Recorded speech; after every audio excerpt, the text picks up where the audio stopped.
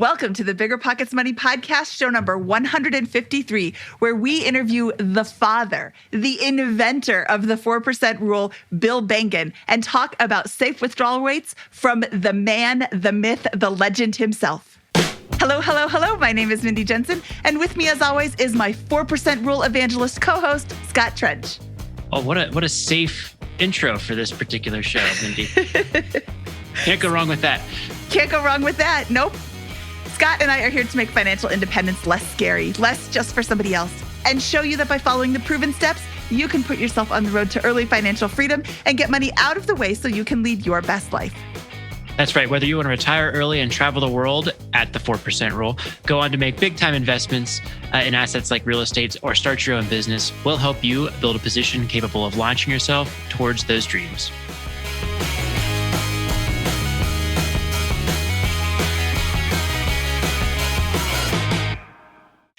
Scott, we have Bill Bengen on the show today. He invented the 4% rule, which is kind of the cornerstone of the entire FI movement. And once I knew he was coming on the show, I asked our Facebook group what questions they had about the 4% rule. So a lot of the questions that we asked today come directly from you, the listener. Bill easily answers your questions like the absolute rock star that he is. That's right. We had a really fun episode here with Bill. He knows his stuff. He invented it. He pioneered it. He's evolved it. It's like, here's the math. Here's what it is. Here's my lane that I'm an expert in, and let's go to town and beat up all the naysayers. So, this is where, me and Mindy, if someone says the 4% rule, it's being questioned. No, it's not. We're pretty comfortable with the 4% rule here. We've done the math.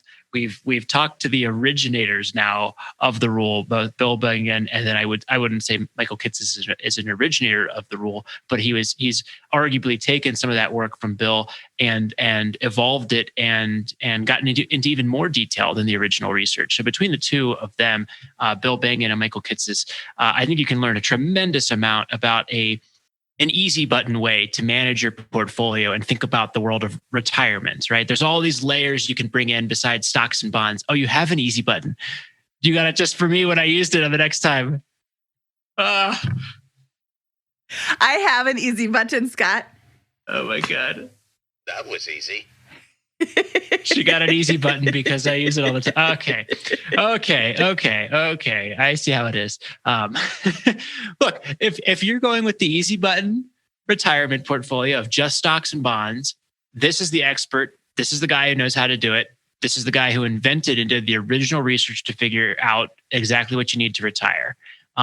He's also totally upfront in this episode today that, hey, if you're layering in things like real estate or small businesses, those can easily impact your retirement dates, but those are going to be things that you're going to have to understand and know about your own portfolio in more detail there. William Bengen, inventor of the 4% rule. Welcome to the Bigger Pockets Money Podcast. I am jumping out of my skin to have you here today with us.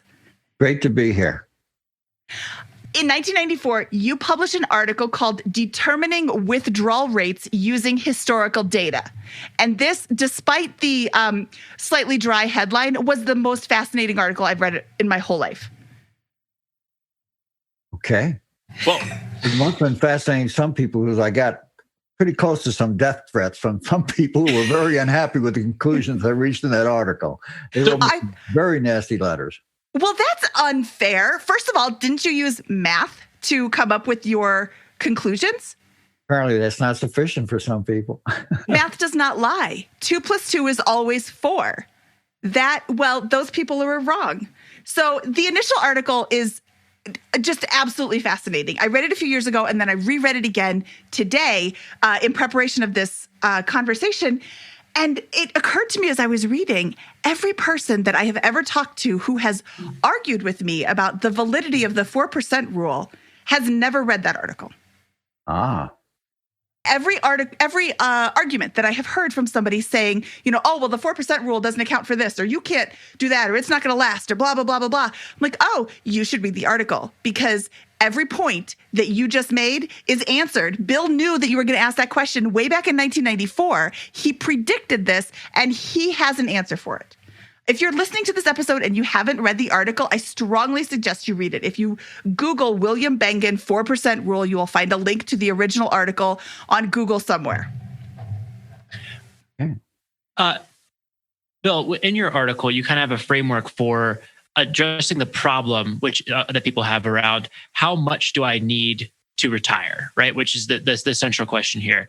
Right. And your framework, I believe, has 4 components to that. One is the size of the pile of money that you've got, right? Mm-hmm. The second is the amount of the amount you're going to withdraw. Well, I guess there's 5 components. The amount you're going to withdraw from that pile on a regular basis, and then how inflation, stock market returns, and bond returns impact how big that pile needs to be in order to sustain your desired withdrawal rate.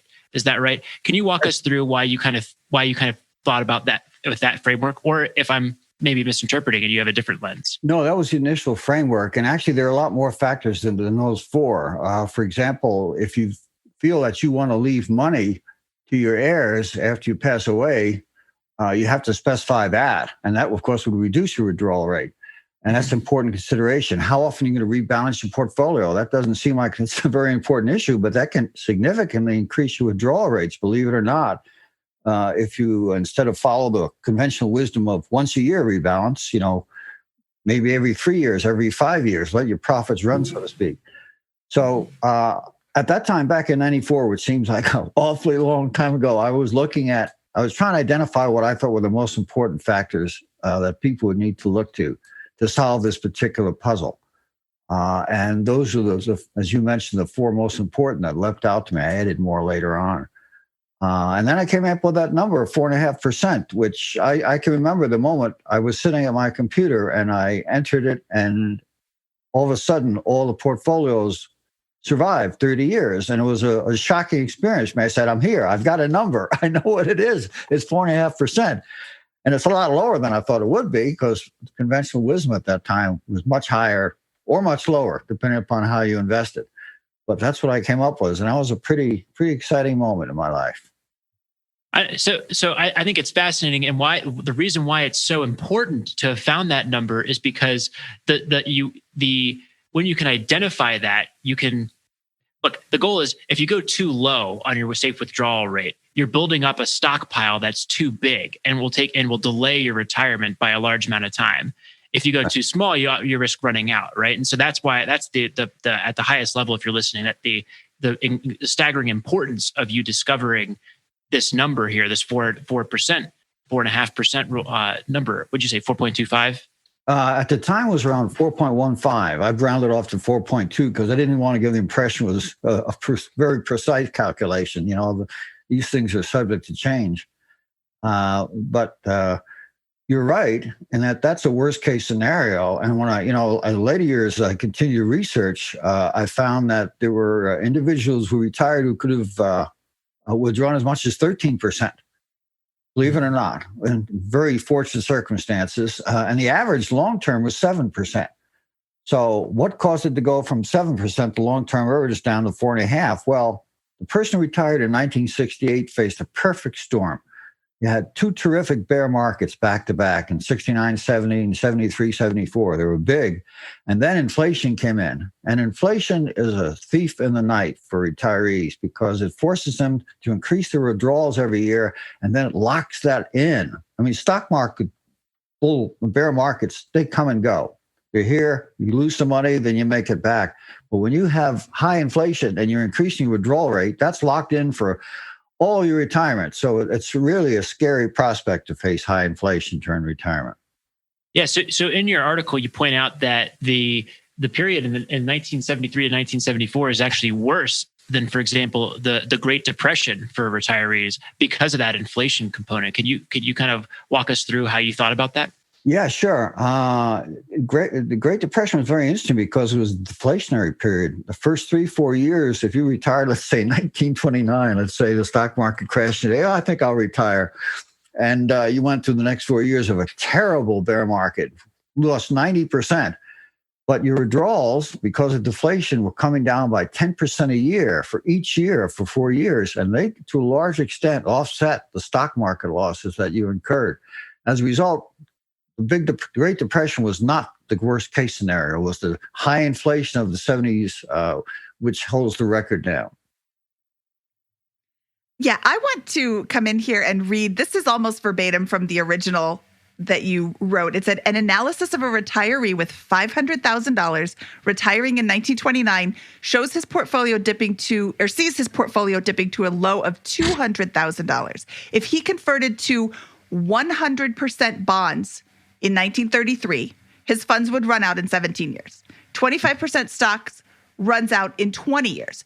50% stocks runs out in 27 years. But if he stayed in his original 75% stock portfolio, he would have $1.2 million in 1992, assuming he was still alive. And this is the part that I love the most. If he converted to 100% stocks in 1933, he'd have $42 million in 1992. Well, that would have been a nice reward for extreme bravery, because 1933 was a tough time to go 100% stocks after 4 years of miserable performance. It's, how do you get over that? The best time to invest is likely to be right after the worst time to invest. In 2008, when the stock market crashed, if you put money into the stock market, you saw some pretty amazing growth. In March of 2020, if you pulled all your money out as it was crashing and then you didn't have it back in there, it like marched right back up. What, in weeks? Yes. How do you advise a client who is freaking out about the current stock market? Because, and this is a great time to say my little disclaimer, past performance is not indicative of future gains. But how do you advise somebody to stay the course when you could have just a horrible, this guy in 1929 lost $300,000. He lost most of his savings. How do you advise them to keep the course? We're speaking metaphorically now because I have no clients, of course. I'm retired myself. But if I did have a client, I'd tell them at that point, stock's very cheap. And when stocks are cheap, it's always a great time to buy stocks, no matter what your fears, no matter what your lizard brain is telling you about the terrible things that are going on in the world. You should just take the money and put it in there, because they will eventually bottom and you'll do extremely well for a number of years. You mentioned earlier that you identified more than 4 things besides inflation, the things we discussed, but the inflation, the size of your portfolio, the return of stocks and return of bonds. Have you in future years been able to identify ways to increase that safe withdrawal from that 4.15% that you mentioned earlier to a higher number? And if so, what are some of the things that you found that people can do to retire faster? Sure. Absolutely. Well, back 94 was baby steps for me. I was working with only 2 asset classes.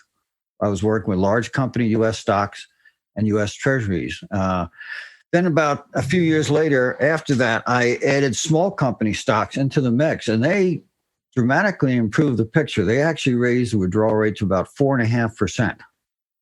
And that's using a modest amount of small company stocks. If you really want to go strictly by what happened historically, there have been periods of time when you could have gotten 25% withdrawal rates just by using small company stocks. I know that sounds absurd, but that's what's happened historically. So that's an asset class that's worth looking into, having your portfolio, because they boost returns and boost your withdrawal rates as well. Let's clarify for the listeners, what do you consider large companies and what do you consider small companies? Ibbotson, Morningstar Ibbotson has a database, and for them, the large companies are the mega large companies, the companies many billions of dollars. I think generally small companies are those with market capitalizations of less than $1 or $2 billion. In today's terms, that's a small company. Well, one of the things that really annoys me on a regular basis, frankly, is when folks say, the 4% rule, it doesn't apply in this, it doesn't apply to that, it's not good for early retirees. So, for example, I just turned 30 years old recently. And, I've created a position of financial independence. And I considered myself financially free the moment I hit the 4% rule, when I had 25 times my annual spending for life. your research really works on that 30-year timeline. Can you walk us through how you would think about? Well, let me just put this. I realize that in some cases, you'll deplete the initial reserve and you'll end up after 30 years with less overall wealth. You start with $1 million, withdraw at that 4% rate. You might end up with less wealth at the end of 30 years, but you don't run out entirely. For a young person who's thinking about early financial independence, how would you walk through the idea of using the 4% rule to inform their journey there? Okay. Well, how much you think? What, 40, 50 years perhaps they might be in retirement or more? Oh, I hope to live to be 100. I'll be 70 years. Okay, 70 years. I don't want to plug my book, but I wrote a book about it, and I'd recommend you get a hold of that because I went through in much greater detail than my original article, all these kinds of issues. But I'll be happy to tell you what I discovered. I discovered that as you lengthen the time horizon and you start out at 4.5% for 30 years, and you go to 40, 50, and finally, what I call the Methuselah client, who's going to live forever, still is 4%. It approaches a minimum of 4%, doesn't go below that. And that is a worst case scenario. That's if you're retiring into a time where there's high inflation and terrible bull markets. 4%, I think you can do better than that if you're careful about, managing your investments and choosing a good time to retire in terms of market valuations and inflation. Now, I don't see why 5% is not feasible or even higher. Absolutely, yeah, and I've researched enough of this to know that's the inevitable conclusion. And for those who are not math nerds, there's this kind of rule of the difference between 30 years and forever is not very mathematically significant in these types of calculations when you're looking at compounding returns and those types of things. But another item on that, and again, a big debate in our FIRE community here is how rigidly to adhere to the 4% rule. And there's a lot of naysayers out there. Mindy and I are on your side and completely, understand the math and the research behind it and feel that a balanced portfolio at 4% is it. You're ready to go. Mm-hmm. But what I love about your research is that your research it assumes that it's just that portfolio and nothing else. There's no adjustment for lifestyle spending in down years. There's no other sources of income. There's no Social Security involved in it, right? It's just the asset class and spending from that in isolation. Is that right? That's right. That's the issue that I chose to study. I mean, other researchers have looked at a lot of the other topics that you talked about, but I kind of want to look. I call a retirement portfolio, it's like a cow. It's your retirement cow, and you want to get milk for the rest of your life out of it. So I'm studying how do you take, what is the care and maintenance of this cow to last you your whole life so you get milk, right to the last breath. And the other issues I'm leaving to other people. I've got enough to study those issues, believe me. I don't know much about cows, so I want to tag on what Scott was just asking about. Oh, I want a 70-year retirement. He's not retiring this year. He might retire next year.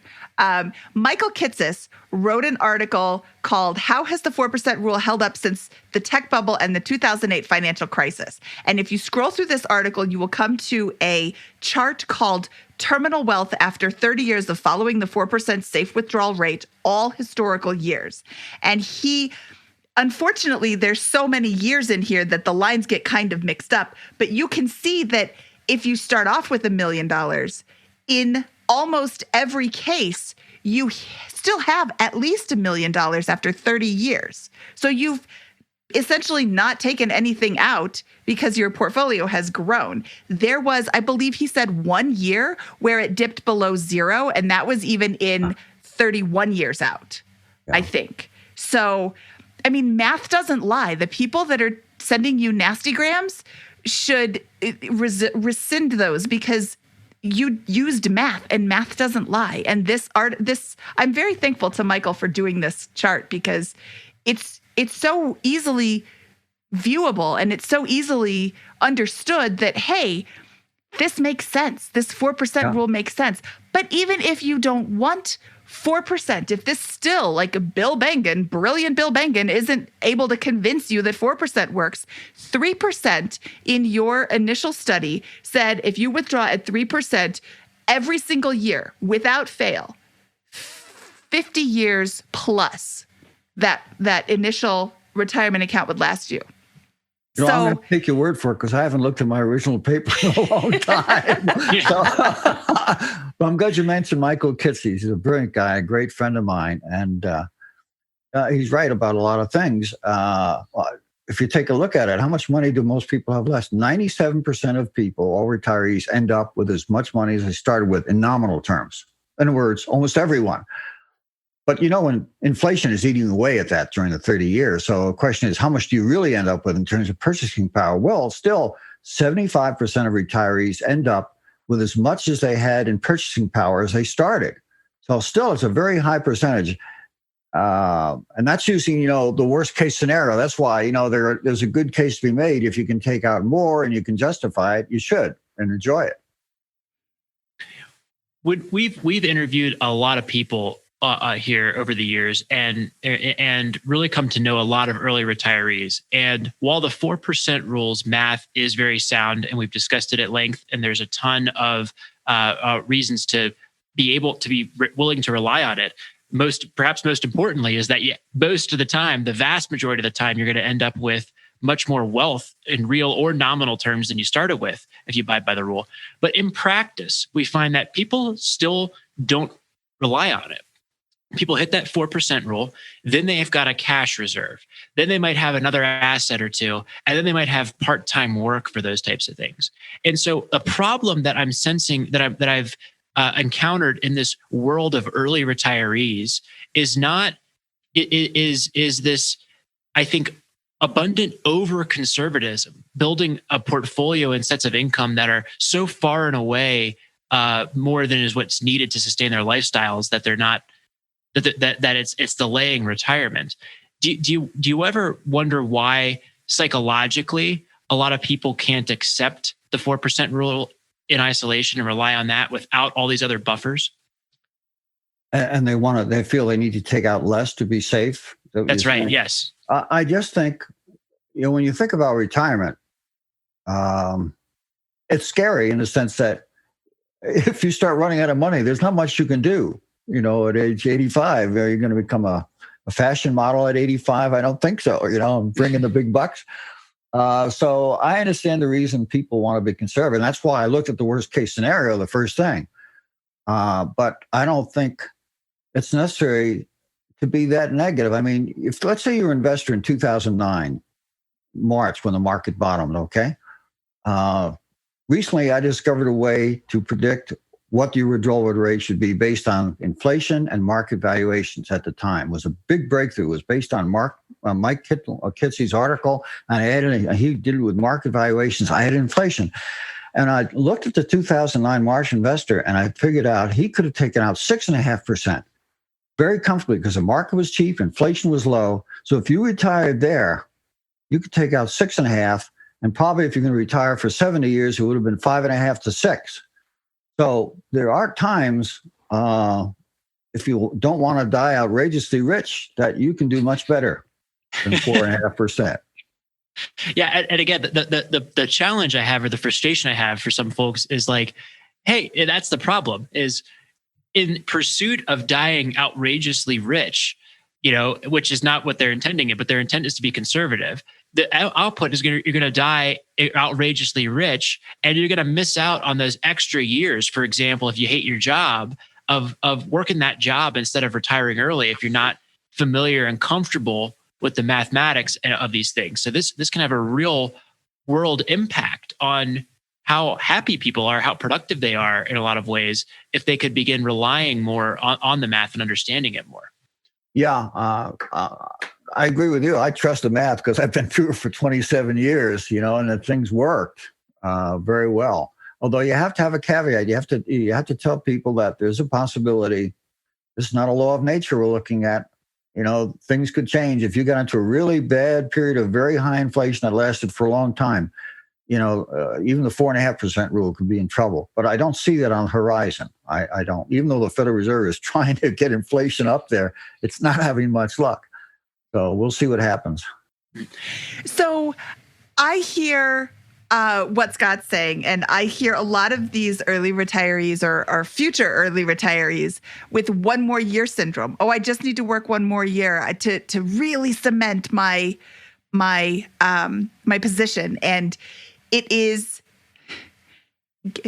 math. It's so hard to just not sit here and keep saying it's math, it's math, it's math. But this is the worst case scenario. And like you said in your most recent article, you could have taken up to 13% in some situations. Now, unfortunately, you can't know that inflation isn't on the horizon. You can guess, you can, look at a lot of indicators, but it just seems that 4%, you keep coming back to this number. And, if 4% doesn't give you calm, if Bill Bengen saying that it's 4% doesn't give you calm, and Scott and I agreeing with him 100% because he's totally right, 3% was, when you did the math, 3% every year, every time anybody retired, 50 years at least.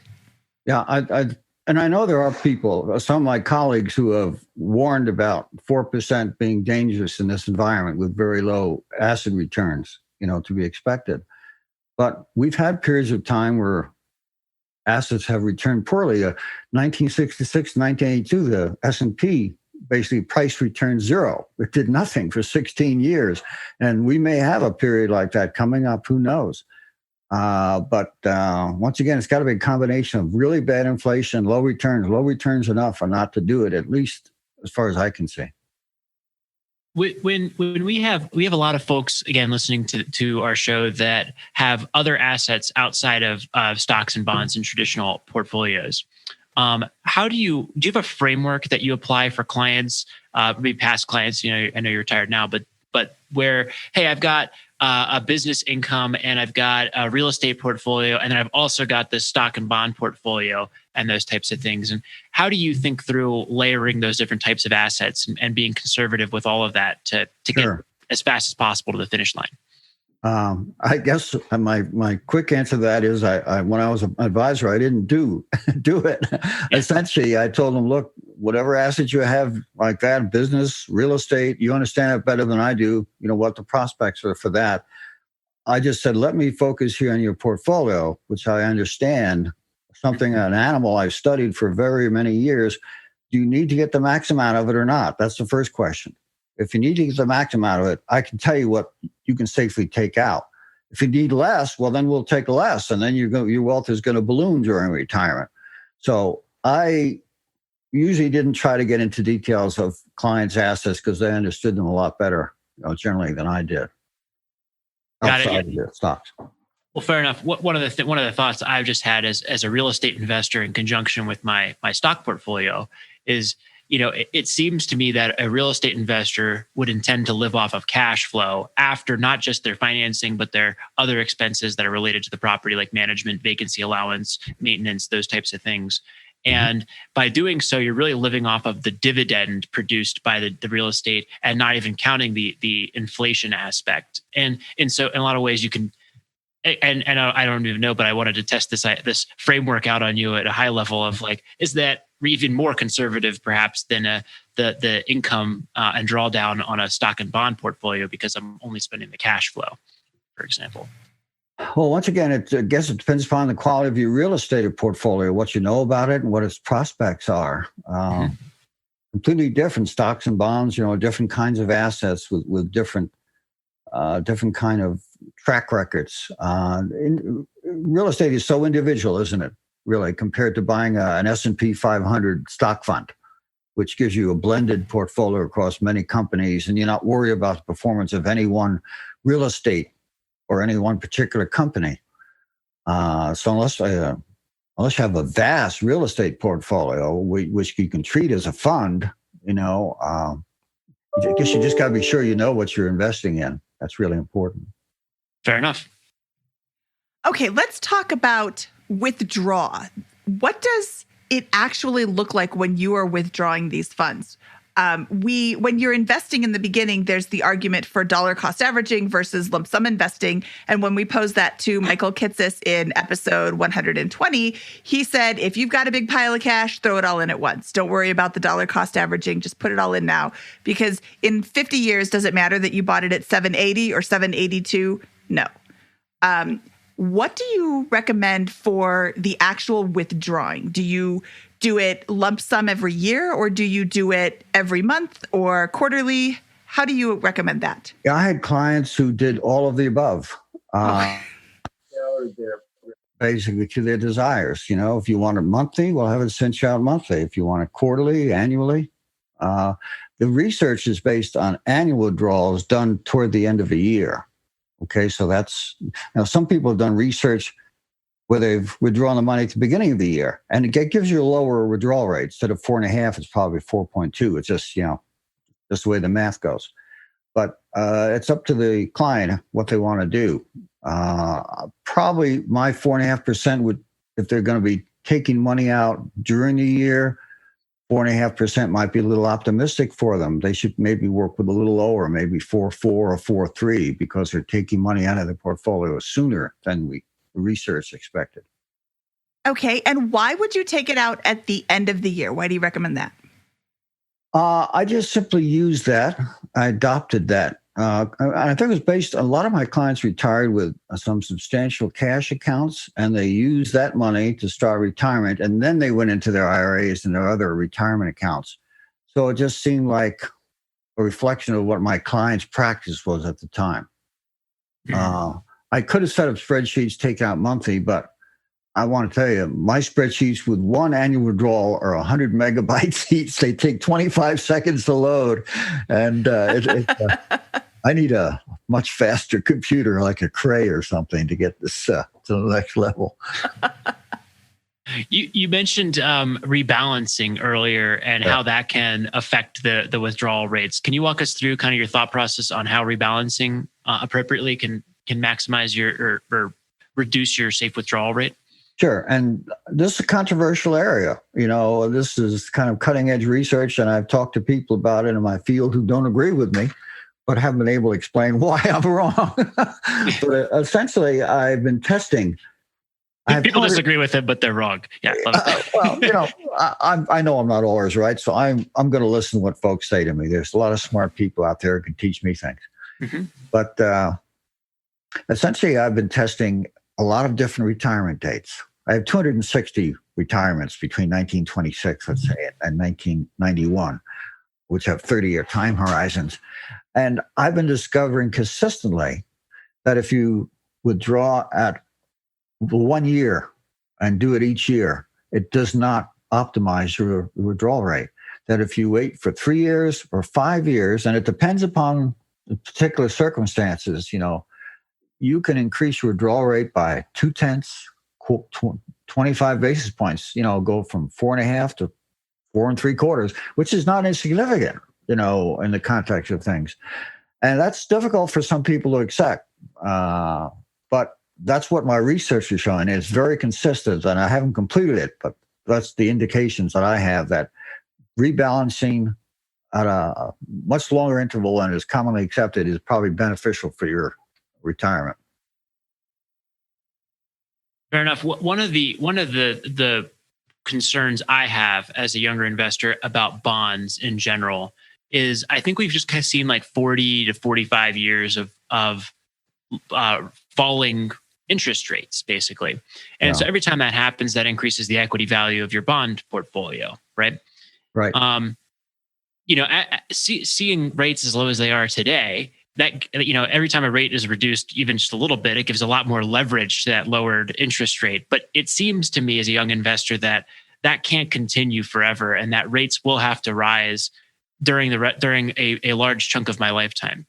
Does that forecast change anything about how you think about rebalancing portfolios or thinking through them? Or am I crazy and I should just kind of... I think you have a tremendously valid point. I mean, interest rates have been declining for so long. There are a lot of people around who don't remember a period of time when they rose.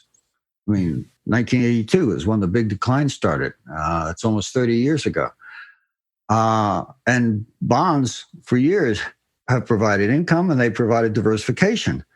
But I agree, that long game is probably over, at least, for the foreseeable future, till interest rates start getting back up to closer to what we used to expect. When that happens, I don't know. But I was thinking myself that although I advocate like a 55, 60% equity allocation and the rest in bonds, that the next time I get an opportunity to rebalance my portfolio, when there's this big stock market decline, we were almost there earlier this year. It just didn't quite come down far enough. I might go to a much higher allocation of stocks than I would normally expect. I might go to 75, 80, 85. Recognize that bonds really don't contribute anything anymore, as you pointed out. And then, not hold that allocation forever. As stock market rises and interest rates rise, pare it back. But I think that's one time you could make a case for very aggressive stock allocation when bonds offer so little. Yeah. And again, just if you're listening and trying to follow along here and you're not familiar with how interest rates affect bond portfolios, if I have $100,000 in bonds and interest rates are 1%, then that's the yield, right? And if yields go down to 0.5%, for example, then my portfolio has ballooned to $200,000 because people are willing to pay $200,000 to get a 1% yield. That I can sell my bond portfolio at a 0.5% yield, right? And so the challenge that's happening right now in 2020 for me to reconcile in my head is why have bonds done so well in the last year? Well, it's because bonds were really low and they went even lower recently. And so great, I'm thinking here like, if I've got a very low interest rate, I'm not going to get any income from that. That's going to be meaningful to my lifestyle. Certainly, it doesn't seem like it'll be in line with inflation. But my upside is only if they continue to go down. That said, by getting out of the bonds game, we're moving away. You're losing this like huge leverage that's happening every time the interest rates fall further because they're lowering them in 25, 50 basis point chunks. So anyways, it's just a kind of interesting problem that I'm trying to grapple with in the context of this whole discussion about portfolio balancing. Yeah, well, it's the first time we've really come into a situation like this where interest rates have been this low and bonds have been that useless. But, one thing I just want to quantify or clarify, I wouldn't be going 85% stocks in this environment right now, with the very high valuations. I'd be real careful about that. And where do you put your money in this environment? That's a real dilemma for folks. Yeah, well, the other one is like, is it going to be inflation, right? Because it could be.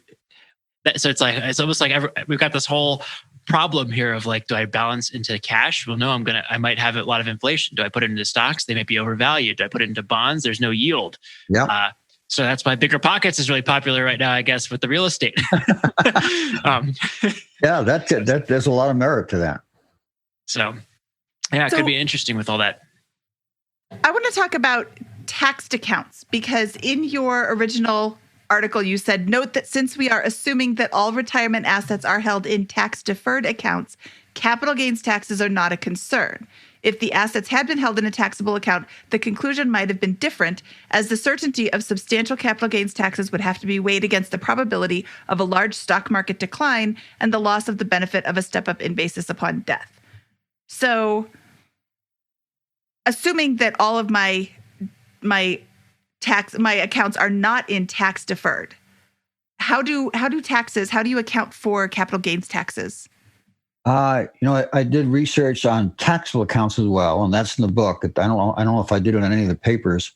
And generally, the withdrawal rates are about 10%, maybe 15% lower. It depends upon your effective tax rate. So if you're starting with 4.5%, you might end up with a 4% or a 3.8% withdrawal rate for a taxable account. Still okay, because you're going to. We talk about withdrawals from tax deferred accounts, but we don't talk about the taxes you're going to have to pay on those eventually anyway. So I think you're going to end up with about the same amount of money after taxes using those different withdrawal rates, whether it's a tax deferred or taxable account. You have mentioned this book. Can you tell us the name of this book, please? Oh, yeah. Conserving Client Portfolios During Retirement. And I'm using this COVID experience here to upgrade that book and revise it and add a lot of new research that's happened in the last 15 years since I wrote that book. What are some of those learnings that you're specifically interested in layering in? The recent discoveries, you're saying? Yes. Well, for a long time there, we were all stuck in that 4.5% mode. We knew that was the worst case scenario. And then Michael Kitces, had a wonderful chart which he showed cheap stock markets, you can take out more. But he raised that guideline to 5% and 5.5%. But we had no process by which we could go from these low levels to 6 or 8 or 13.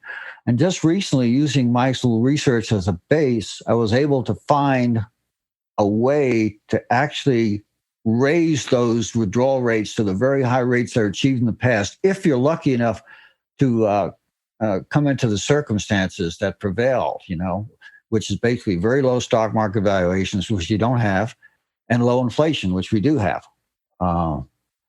But very high valuations we have today, force you down around 5%. And unfortunately, until those valuations come down, you really can't take advantage of the much higher withdrawal rates that we were able to enjoy in the past.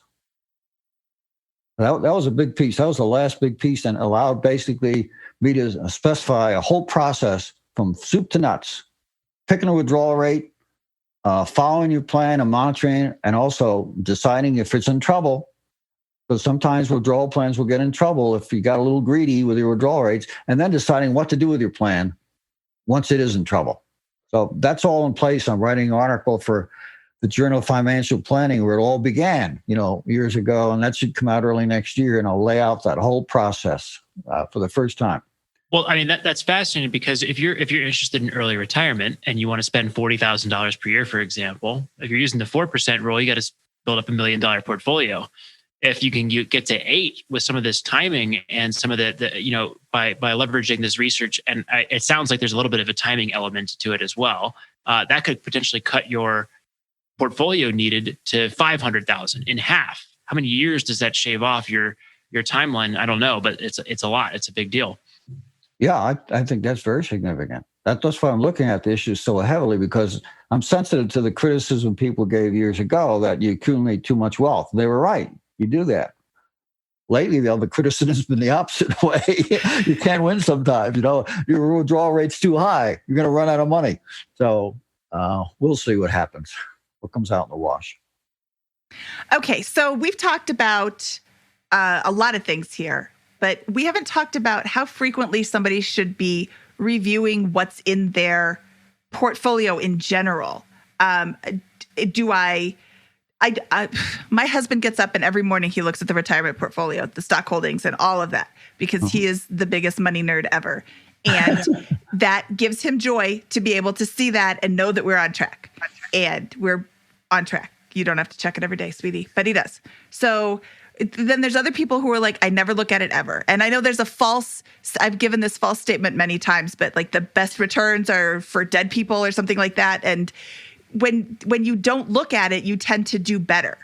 How often do you advise people look at their portfolios? Oh, no more than every 15 minutes. I think that's too much. It's a good idea not to look at it too big. I mean, I'm a once-a-day person myself, but that's a habit I developed because I manage money for clients and I had a big responsibility. I think once a month, is good enough, because how much do things change in a month, really? And I wouldn't do it more often than that, because it can lead you into some trouble with the lizard brain kicking in, and you start to say, oh, I better sell. This doesn't look good. And then the market takes off, the next week. That's the way markets are. Totally unpredictable. Totally unpredictable. Okay, when the crash happened in March, it's 6 months ago, March or 8 or whatever, we interviewed a bunch of people about early retirees, about their portfolio and how they're feeling. And the mad scientist, Brandon, said, I really thought I was going to be totally fine with whatever happened. And then this giant crash.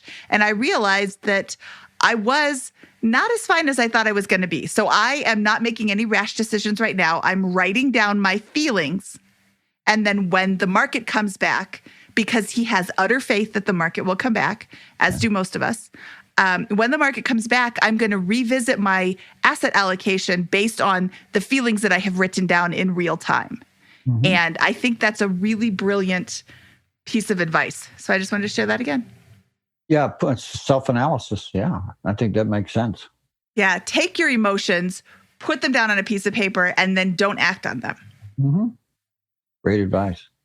He's a smart guy. Have you seen that happen across your clients over a period of years where in spite of the, all of that education up front, people still panic and sell and do the wrong thing at the wrong time to blow up this formula? Yeah, I've had clients, just simply take control of their portfolio and sell everything. And I remember going to a financial planning conference in the fall of 2008. Remember, October, November were terrible months, 15, 20% down. And I was talking to financial planners. I'd gotten my client completely out of stocks at that time. So I was feeling pretty good. But there are financial planners there who are literally in tears because their clients' portfolios have been devastated and they didn't know how they were able to tell their clients how to grope with that. It's a serious problem when the markets decline that much and unexpected. If the markets came back, you're right. The question is, will they always come back as fast as they have? Will the Federal Reserve always be there, with QE to pump markets back up? Who knows? Yeah, I think it's like the outlook that I think Mindy and I share is that the investment is there for the very, very, very long term, and it doesn't matter if I'm buying it at 100 today or 70 tomorrow. I'm going to continue to buy consistently for the long term with my portfolio outlook and stay the course on that. And, in March this year, it was scary. We didn't know it was going to come back. We just knew it was tanking. But my belief was not that it was going to come back within a month. My belief was that over my Methuselah lifetime of investing, as you mentioned, I will be in a better place over the long run by continuing to apply my formula and trusting the math over the long term. Well, you folks are in the saving phase of this product. And I agree with you 100%. That's the way to look at it, in the saving phase. When you pass over the Rubicon and go into retirement, I suggest that there may be a different outlook. That amount of money you've accumulated is all you're going to have. So I would be very, very protective of that asset base at that time, and I wouldn't expose it to undue risks from very highly valued markets or from inflation. But I agree with you, during the saving phase, you're doing the right thing. You need to be aggressive. You need to trust in financial investments and let it ride so you build a pile as big as possible. So let me ask you about that. There's a period between the savings phase and the retirement phase, right? Where it's not a light switch. It's I'm thinking about, I'm planning it, I'm going to tease into it. No, I'm not. Yes, I am. That we've experienced with a lot of folks. Perhaps you've experienced that with your clients. How does that transition look? How do you set yourself up for a really healthy transition with your portfolio there from a thought process perspective? That's a complex issue. It depends on, let's say you're 100% stocks at age 60 and you're saying 5 years I'm going to retire. I might say, well, we're getting to a 60-40 portfolio, at age 65, you're at 100% stocks now. Why don't we just knock, so many percentage off stocks each year and phase into that ideal portfolio? That's one way I've done it with clients. And once again, it depends on our market outlook. If you're age 60 and it's 2000 and the tech bubble is happening, maybe you'll say, why don't we do 60% now, and conserve some of that stuff. So it's a complex issue, really, really tough. I would tend to look at it some kind of a phase in, kind of like reverse, buying in. You're accumulating capital gradually. In the original article, you mentioned a 50-50 stock bond allocation, and then you looked into 0% stocks, 25, 50, 75, and 100% stocks. Yeah. And in the article, you came to the conclusion that it was between 50 and 75% stocks. What are you thinking about now? It almost seems like bonds return nothing, so you don't want those, but the stock market is so highly valued, maybe you don't want everything there. How do you determine what's best for you? Scott is 30. I am a little older. Yeah. If you're at your age, you probably don't need to worry too much about anything. You've got many years left to accumulate, and just let it ride. When the stock market crashed in February, I was just 10% stocks. I actively managed my portfolio, and I rapidly moved it up to 25%. You have to buy when the market goes down and you're light on stocks. You have to buy. And once again, it's blind faith. The market's going to come back, okay? Because that's always worked. They always have. And I was looking for the market to go even lower, and I would have got to 60 or 70% stocks very quickly, but it didn't happen. So I'm stuck somewhere right now about 20% stocks, 5% gold, and the rest in various forms of fixed income investments. So I'm not happy about that, but I just feel that these valuations is a lot of risk. And I don't want to expose that nest egg to the big risks. Warren Buffett says, first rule of investing, don't lose money. Second rule, don't forget the first rule. So you're having a very good 2020, I'm hearing, if most of that is in fixed income investments and you bought right at the bottom of that dip there in March. Yeah, I'm pretty happy with the prices I got, back in March, mid-March.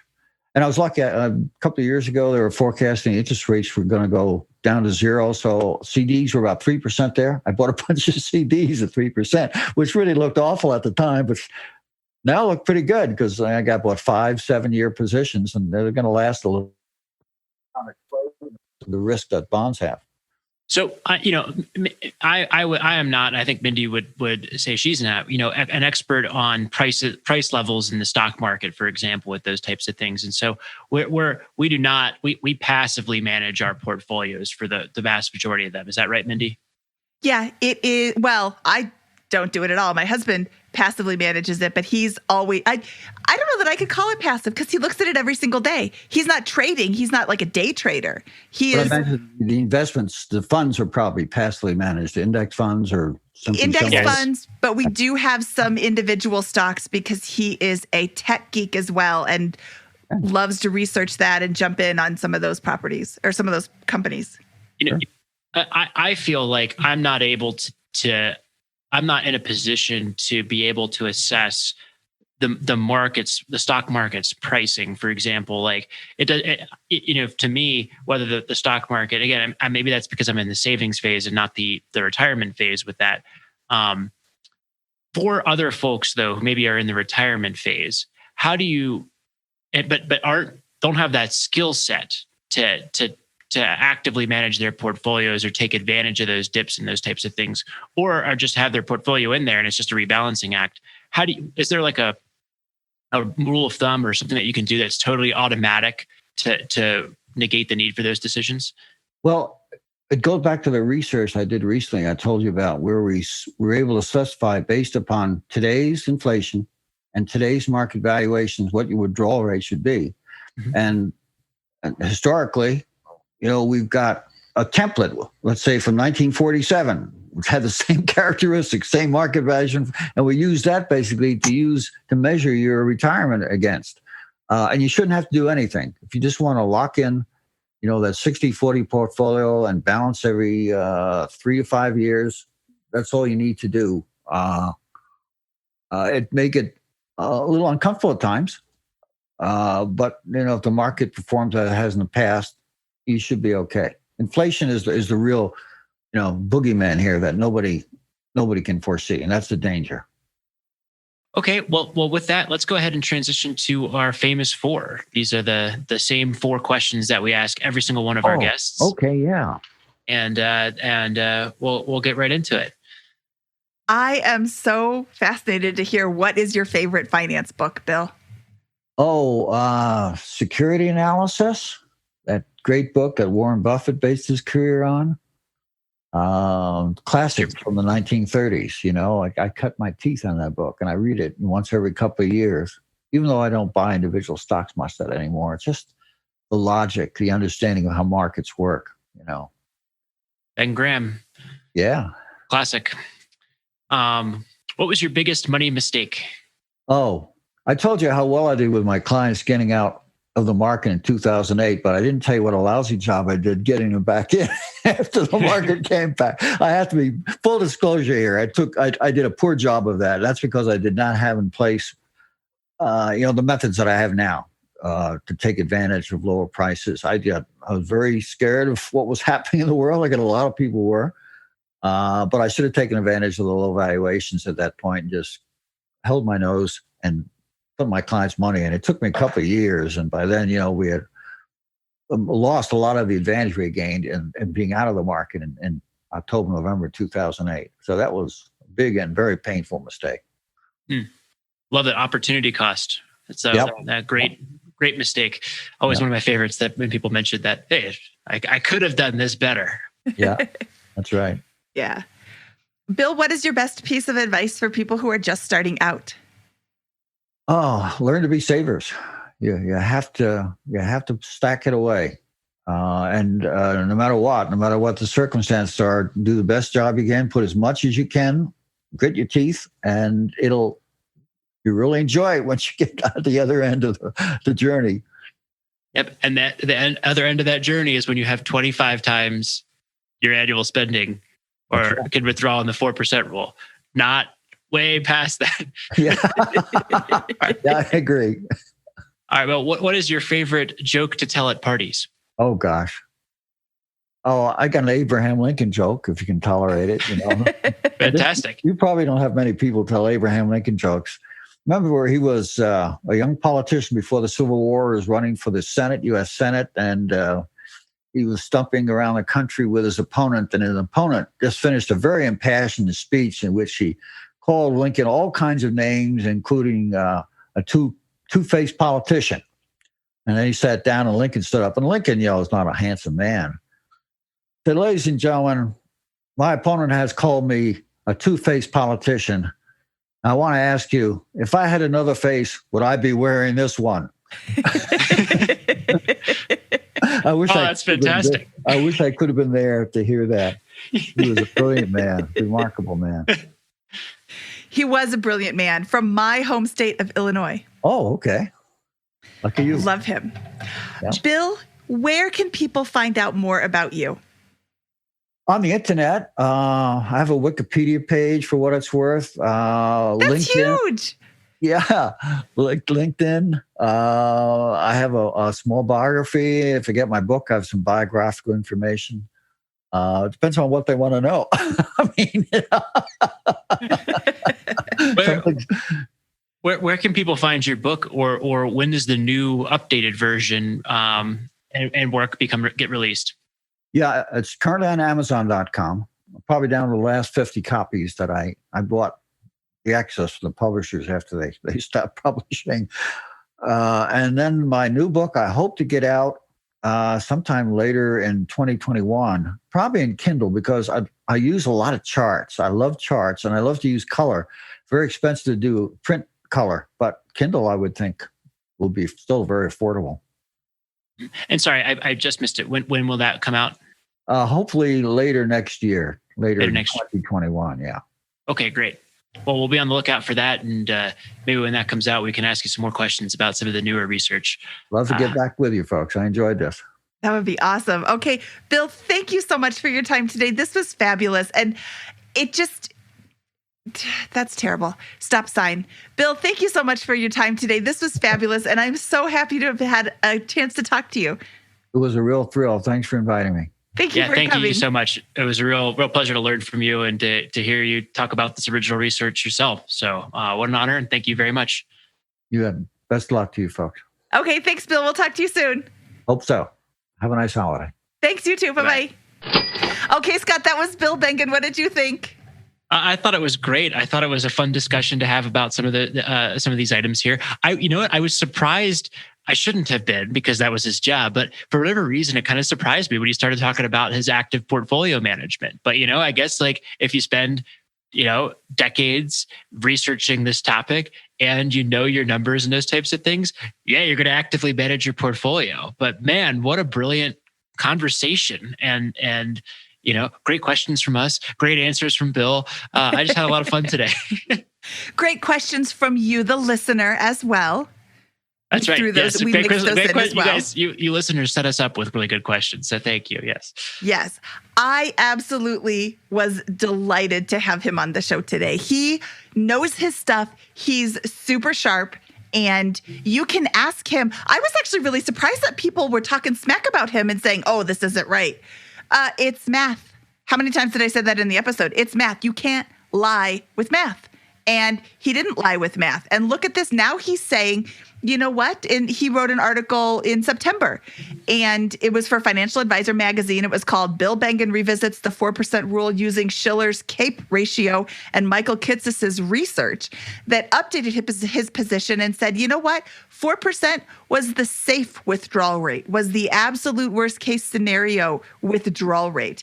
In that article, he says that a lot of people can go 7 to 13% depending on when they're retiring. I'm still basing mine on the 4% rule, and you know, I'm going to withdraw 4%. I've got to that point. It's actually we've gotten more than that because I'm still working, but it reinforces the fact that he's right. He's totally right. He's 100% right. And if you want to argue with him, call him up and he will tell you just how wrong you are. He's actually very sweet and won't do that, but he's right. If you want to retire early, the 4% rule it should be written in stone.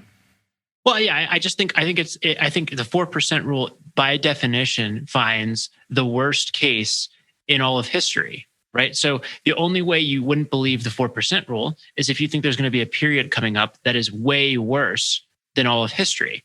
In that case, you might run out of money, or more likely just end up with less wealth than you started with after a 30-year time horizon. But again, if you're listening to this and you're on the way to early retirement, what you think about is, great, the 4% rule is the worst case in history. Or here's how I think about it. Once I'm at 4%, I'm retired. That's it. I'm retired.